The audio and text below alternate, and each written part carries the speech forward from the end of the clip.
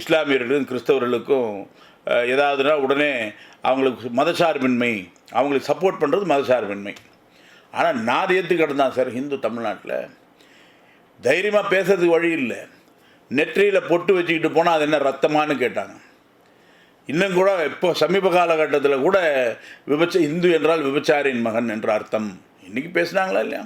அண்ணாந்து பார்த்த ஆலயங்கள் அசிங்கமாக இருக்குது எல்லாம் சொன்னாங்களா இல்லையா? அப்போ இந்த இந்து முன்னணி பேரியக்கம் தொடங்கியதற்கு காரணமே ஹிந்து வெறுப்பு, ரெண்டாவது தேச வெறுப்பு.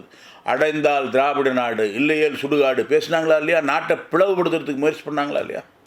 அப்போது எதெல்லாம் தெய்வீக தமிழகத்தை நாத்திகம் சூழ்ந்த போது நீங்கள் அந்த வார்த்தைகளை பார்க்கணும், அந்த காணொலியை நீங்கள் முழுமையாக கேட்கணும்.